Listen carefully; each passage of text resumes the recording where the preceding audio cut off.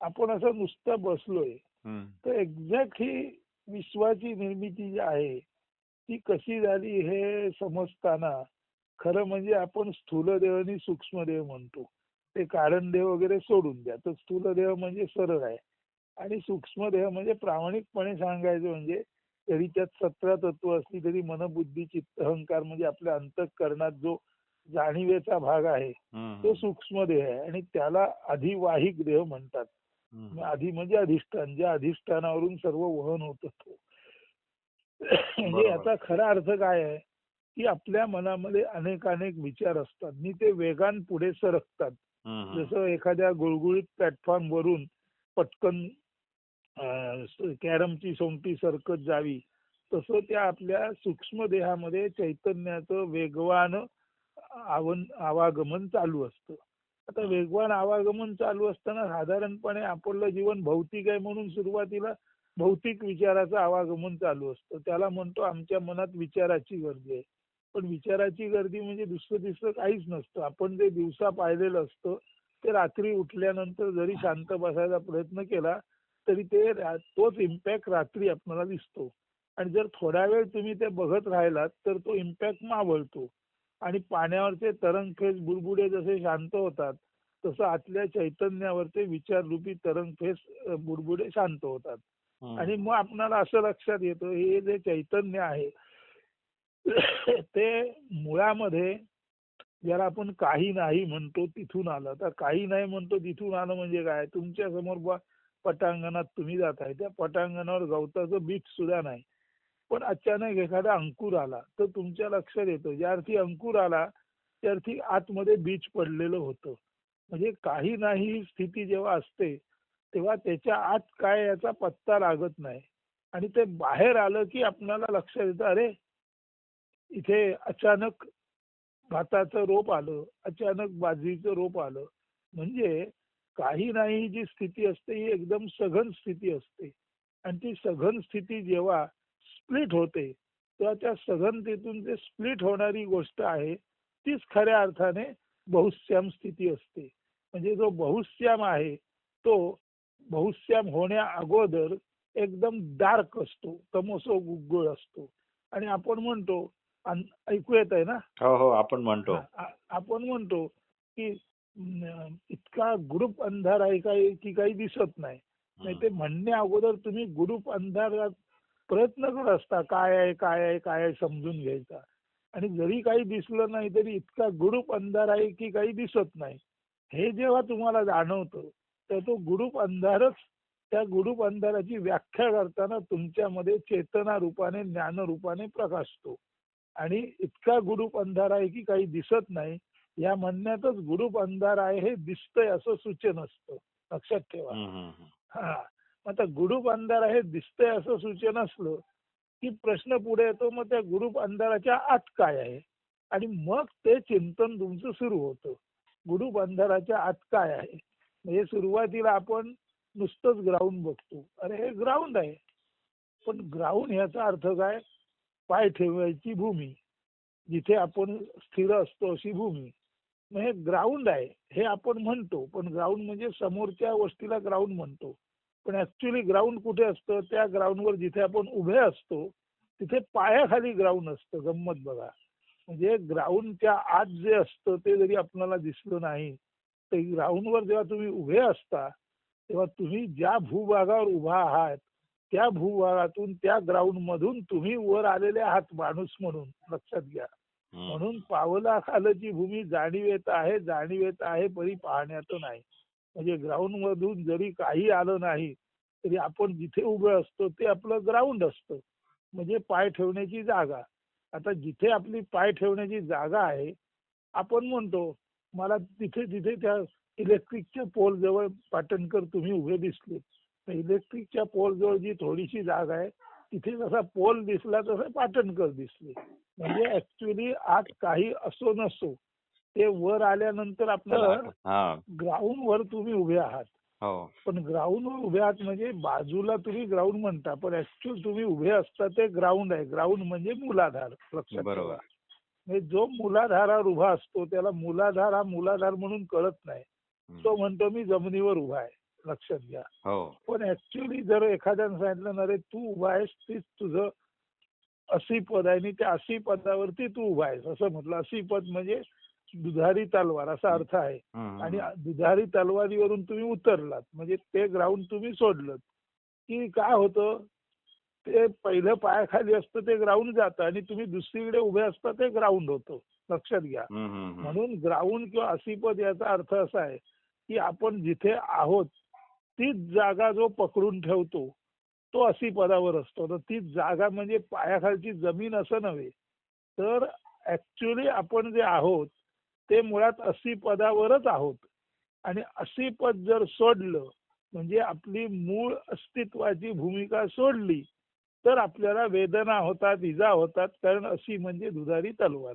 हं, हं. म्हणून आपली असणेपणाची भूमिका सोडली तर 80 पद रूपी म्हणजे हं. दुधारी तलवार रूपी जे असणेपण आहे हं, हं. ते आपण सोडल्यामुळे आपणाला अनेक व्यथा चिंता भोगाव्या लागतात. हं, हं. अशा अर्थाने 80 पद सुटलं हं, हं. की ज्या गोष्टी होतात त्याला संसारातल्या यातना म्हणतात. हं, हं. म्हणजे हे असणे पण असं पकडता आलं पाहिजे. हं, हं. आता म्हणजेच जरी ग्राउंडवर काही नसलं हे तुम्हाला दिसलं हं, हं. तरी ज्या ग्राउंडच्या तुकड्यावर तुम्ही असता हं. ते आपल्या लक्षात येत नाही की की त्या ग्राउंडवरती काही नसलं तरी मी आहे.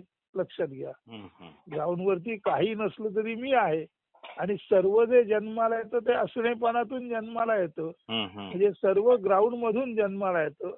त्या ग्राउंडवर मी सोडून काही नसलं तरी मी त्या ग्राउंडवर आहेच. हं, हं. म्हणजे ऍक्च्युअली असणेपणाच्या ग्राउंडवर असं ना तसं काही ना काही असतंच. हं, हं. आणि हा जो मी आहे तो असणेपणाच्या ग्राउंडवर आहे. आणि मी लहान आहे आणि असणेपणाचं ग्राउंड हे मोठं आहे. म्हणजे आयडेंटिटी हे लहान आहे आणि इन्फिनिटी हे ग्राउंड मोठं आहे. हं, हं. लक्षात आलं. आता आलं. हे एकदा 80 पद इतकं मोठं आहे लक्षात आल्यानंतर आता हे होता होता बघा आपले संसारातले विषय गेले. हं, आपण हं. हळूहळू अध्यात्माकडे सरकलो. हं. असंच जेव्हा रात्री उठल्यानंतर 16 तास आपण भौतिक जगात असतो. ते भौतिक जगातले विचार आधी येतात. लोक म्हणतात मनात विचार येतात घाबरू नका. विचार पहा. विचार पाहिलेत की विचार नष्ट होतात. पाण्यावरचे तरंग फेस बुडबुडे जोपर्यंत वारा आहे तोपर्यंत असतात. वारा थांबला की पाणी स्वस्त होतं. तसं हे पाणी आणि चैतन्य हे दोन्ही अर्थाने वाहणाऱ्या गोष्टी आहेत. आता काय म्हणतो आपण, गंमत आहे का, मागे सांगितलेलं आहे तुम्हाला, पाण्याला हेतुरहित हेतू असतो. म्हणजे पाणी असतं ते केवळ असतं पण त्याला एक हेतुरहित हेतू असतो. म्हणजे काय आपण म्हणतो पाणी समपातळीत राहतं, पाणी उताराच्या दिशेने वाहतं. म्हणजे मुळात पाण्याचा गुणधर्म समपातळीत राहणं आहे आणि तो नैसर्गिक गुणधर्म आहे. आणि जर उतार दिसला तर वाहन आहे. आता असाच चैतन्याचा गुणधर्म समपातळीत राहणं आहे. म्हणून अभिपद किंवा विश्वचेतना ही समत्वम इति योग उच्चते. ही समपातळीत राहते. हं, हं. आता चेतना समपातळीत राहते म्हणून मूळ चैतन्याचा गुण समत्व आणि हा समत्वम इति योग उच्चते. म्हणजे समत्व हेच मुळी अखंड असणेपणाचं वैशिष्ट्य योग आहे. आता हे बघा हे आपण चिंतन करता करता आपल्याला कळलं. पण हे कळताना सुद्धा कसं कळलं बघा. पाणी समुपातीत राहतं, चैतन्य समुपातीत राहतं. पाण्याचा मूळ गुणधर्म समत्व आहे, चैतन्याचा मूळ गुणधर्म समत्व आहे. आता पाणी उताराच्या दिशेने वाहतं म्हणजे जिकडे मागणी आहे तिकडे जातं. आता बघा या ग्राउंडची आपण चौकशी करायला लागलो तेव्हा आपण डिमांड निर्माण केली. आणि ग्राउंड म्हणजे काय जेव्हा पाहतो तेव्हा ग्राउंडची आपण चौकशी करतो. म्हणजेच चौकशी करणारा जो आहे तो उताराकडे आहे आणि ग्राउंड वरती आहे. पण चौकशी करणाऱ्याची आस्था म्हणजेच ती ग्रॅव्हिटी आहे. आणि तेच चैतन्य ज्याला आवश्यक आहे त्याला समजतं. म्हणून आत्मज्ञान जो घेऊ इच्छितो त्याच्याकडे आत्मचेतना तशी वाहते जसं उतारावरून पाणी वाहतं. म्हणून चैतन्यामध्ये सुद्धा डिमांड सप्लाय थेरी आहे. जर तुम्ही भौतिक गोष्टीची चौकशी केलीत तर चैतन्य भौतिक गोष्टीने तुम्हाला ज्ञान देतं. तुम्ही मुळाची चौकशी केलीत तर चैतन्याचं मूळ ज्ञान तुम्हाला होतं. म्हणजेच परत कृष्ण म्हणतो मला जो जो ज्या ज्या भावान बसतो त्या त्या भावान मी त्याला प्रसन्न होतो. बघा म्हणून चैतन्य हाच परमेश्वर आहे. चैतन्याकडून तुम्ही जशी मागणी करता त्या पद्धतीने चैतन्य वापरलं जातं. पैसा एकच आहे. जुगारात वापरला तरी उपयोगी पडतो. उपयोगी पडतो म्हणजे वापरता येतो, पण नष्ट होतो. आणि समजूतदारपणे वापरला तर भरपूर काळ पुरतो आणि सुख मिळतं. ही सुद्धा जशी डिमांड असेल तसं पैसा, पैसा म्हणजे खरेदी शक्ती, खरेदी शक्ती म्हणजे चैतन्य. तेच पाणी म्हणजे शक्ती, जलशक्ती, चैतन्य. आणि मूळ चेतना ही चैतन्य, ही सुद्धा पॉवरच आहे. म्हणून पैसा असो, पैसा हे आर्टिफिशियल आहे पण ती सुद्धा शक्ती आहे. पाणी हे नैसर्गिक शक्ती आहे आणि चैतन्य ही अति नैसर्गिक म्हणजे सर्वात मोठी शक्ती आहे. म्हणजे पाण्याला सुद्धा व्हायला जे लागतं ते चैतन्यच आहे. आता मग असं हे जे चैतन्य मूळ शक्तिमान आहे ते चैतन्य माणसामध्ये प्राणरूपाने आलं, म्हणजे जीवामध्ये प्राणरूपाने आलं. म्हणून प्राण आहे म्हणून प्राणी आहे. प्राण गेला की प्राणी गेला. म्हणजे मूळ चैतन्य प्राणरूपाने जेव्हा मॅटरच्या आत आलं तेव्हा ही जीवनिर्मिती झाली. पण तरी सुद्धा चैतन्य हे दिसत नाही. संपूर्ण कार्यकलापातून जे व्यक्त होतं बाय फोर्स त्याला आपण चैतन्य म्हणतो. म्हणून तसंही चैतन्य न दिसणारं असून प्राणरूपाने संक्रमित होऊन प्राणी निर्माण होतात आणि प्राण्याच्या प्राणाद्वारे जे वर खाली होतं त्या चैतन्यातून हे काय आहे समजून घ्यायचा प्रयत्न जो करतो त्याच्या दिशेने जेव्हा चैतन्य वाहतं तेव्हा त्याचा आत्मसाक्षात्कार होतो. आणि हे समजून न घेता चैतन्य वापरून जो नुसता जीवन जगतो त्याला भौतिकदृष्ट्या आवश्यक गोष्टी कळतात. म्हणजे भौतिक असो, अधिभौतिक असो, आध्यात्मिक असो, कुठल्याही गोष्टीसाठी चैतन्य कसं काम करतं हे समजून घेण्याचा जेव्हा माणूस प्रयत्न करतो तेव्हा त्या डिमांडच्या दिशेने, मागणीच्या दिशेने, उताराच्या दिशेने चैतन्याचं वहन होतं आणि संपूर्ण अस्तित्वाचा अर्थ चैतन्याद्वारे आपल्याला कळतो. म्हणून ऍक्च्युली स्थूल देह हा जरी असला तरी सुद्धा हा जो जाणीव रूपी देह आहे, आता जे मन बुद्धी चित्त अहंकारनी ती 17 तत्व सोडून द्या, तरी हे जे जाणीवेचं आलोडन सतत असतं त्या जाणीवेचा मुख्य भाग आहे चैतन्य. त्या चैतन्याचा शरीरातला भाग आहे प्राण. त्या प्राणाच्या आधी न दिसणारं चैतन्य आहे आणि न दिसणाऱ्या चैतन्याच्या आधी काय आहे याचा पत्ता लागत नाही.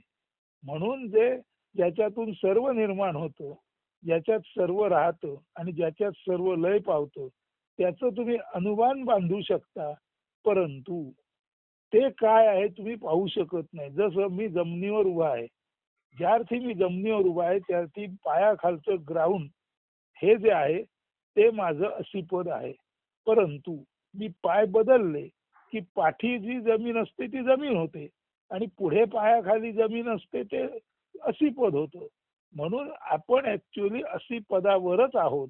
आपण बसलेले आहोत, आपण खेळतोय त्याच्यावर, पण जोपर्यंत आपण ती जागा सोडत नाही तोपर्यंत आपल्याला असीपद दिसत नाही.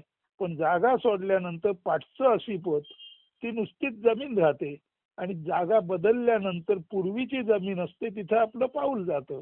म्हणजे ऍक्च्युअल माणूसच मुळी असीपदावर आहे. आणि या असीपदाचं सर्वांगीण जेव्हा ज्ञान तुम्हाला होतं तेव्हा निश्चितपणे असं आहे हे असीपद आणि आपण एकच आहोत. आणि हे असीपद आणि आपण एकच आहोत हे कळल्यामुळेच जरी प्राण हे चैतन्यातून आले, चैतन्य न दिसणाऱ्या जागेहून आलं, तरी न दिसणाऱ्या जागेहून चैतन्य आलं हे जेव्हा तुम्हाला कळतं तेव्हा न दिसणाऱ्या जागेतून ज्या अर्थी मी आलो त्या अर्थी मी जर दिसेनासा झालो तर जी जागा असेल ते असीपद. म्हणून जेव्हा मी मला ओलांडू शकतो तेव्हाच मी खऱ्या अर्थाने आत्मज्ञान मला होऊ शकतं. म्हणून मी मला ओलांडणं म्हणजे मीच्या संपूर्ण व्याख्या पुसून टाकल्यानंतर हे काही अर्थ नाही, फक्त असणेपण आहे. हे जेव्हा आपल्या लक्षात येतं तेव्हा ह्या असणेपणाचे पुढचे सर्व चमत्कार आपल्याला कळतात. आणि डिमांड सप्लाय थिअरी याचा अर्थच डिमांड म्हणजे ग्रॅव्हिटी, मागणी. आणि ती मागणी जर तुम्ही केलीत तर आत्मा तुम्हाला आत्मज्ञान देतो चेतना म्हणून.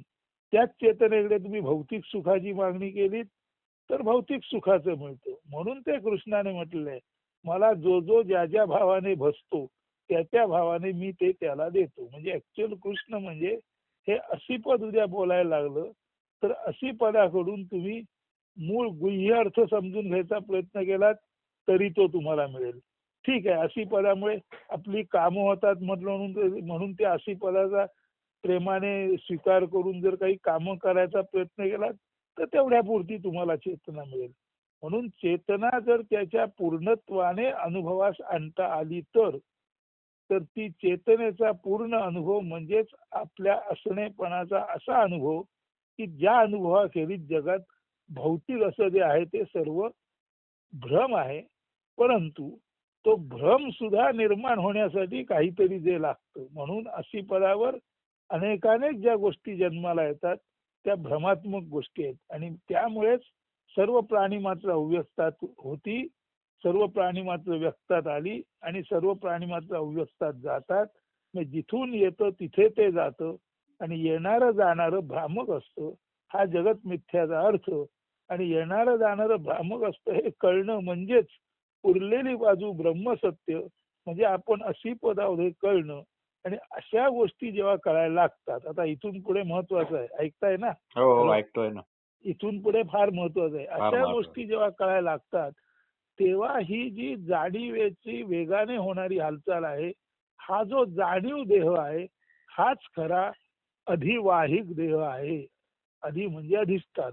हा जाणीव देह हा एक अधिष्ठान आहे आणि त्या देहावरून वेगाने चैतन्याची हालचाल सुरू आहे. आता हे ज्याच्या लक्षात येतं त्याला आत्मज्ञान झालं. मग आता वशिष्ठांचा एक हे आहे, योग वासिष्ठामध्ये सांगितलेला भाग आहे.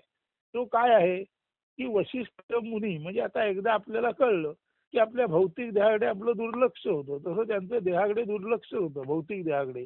आणि अतिवाहिक पद्धतीने म्हणजे जाणीव देह हेच आपण हे त्यांना कळत होतं.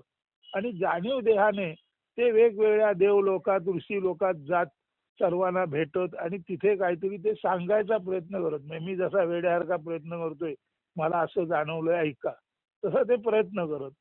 पण तिथे कोण त्यांच्याकडे लक्ष देईना. मग त्यांच्या लक्षात आलं की मला जरी स्थूल देहाचा विसर पडला आणि अतिवाहिक देहातून मला कळलेली गोष्ट मी त्यांना सांगायचा प्रयत्न केला तरी सुद्धा ते जे देव आहेत ना त्यांना त्यांच्या स्थूल देहाचा जोपर्यंत विसर पडत नाही तोपर्यंत मी सांगितलेलं त्यांना कळत नाही. नेहमी मी म्हणतो बघा, there is light at the other end of the tunnel. हे ज्याला कळतं त्याला कळतं. पण म्हणून इकडनं मी तुमच्याकडे पाठवलं का तुम्ही माझ्याकडे पाठवलं, पण तुम्ही अतिवाहिक देहामध्ये आहात आणि मी स्थूल देहामध्ये आहे. तर तुम्ही पाठवता वशिष्ठांसारखं, तुम्ही येता रत्नागिरीला, जागेवर बसून रत्नागिरीला येता, पण माझी बाजू चोनलेली आहे. मी स्थूल देहात आहे आणि तुम्ही सूक्ष्म देहात आहात. त्यामुळे वशिष्ठांना लक्ष आलं की अरे एवढं सर्व मी सांगतो पण कोणीच देव घेऊन माझी दखल का घेत नाहीत. आणि मग त्याने असं एक निवेदन स्वतःशीच केलं, जसा मी अतिवाहिक देहात आहे तसा अतिवाहिक देहातून मी ज्यांना भेटू इच्छितो त्यांना सुद्धा या ज्ञानामुळे थोडस असं जाणवावं की त्यांचा स्थूल देह थोडा काळ दूर झाला. आणि असा थोडा काळ स्थूल देह दूर झाला की सूक्ष्म देहाला सूक्ष्म देह भेटतो. आणि यामुळे जसे शंकर महाराज मध्य प्रदेशामध्ये लाहिरी महाशय दिसतात, ब्रिटनमध्ये कोणतरी जोसेफ दिसतात, ही अशी जेव्हा स्थूल देह आणि सूक्ष्म देह यांची साठगाठ होत नाही.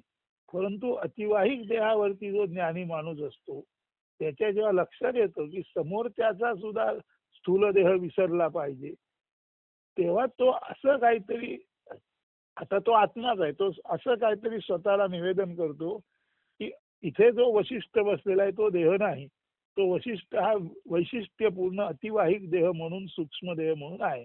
तर असंच या वशिष्ठाच्या सूक्ष्म देहाला जे व्हायला पाहिजे ते होण्यासाठी तो जिथे जाईल त्याला सुद्धा थोडा वेळ स्थूल देहाचा विसर पडावा म्हणजे त्याचं चॅनल मोकळं व्हावं असं जेव्हा त्या वशिष्ठांना वाटतं तेव्हा त्या योगाने ते जरी देवलोकात गेले, इंद्र असला तरी तो त्याच्या स्थूल देहात आहे.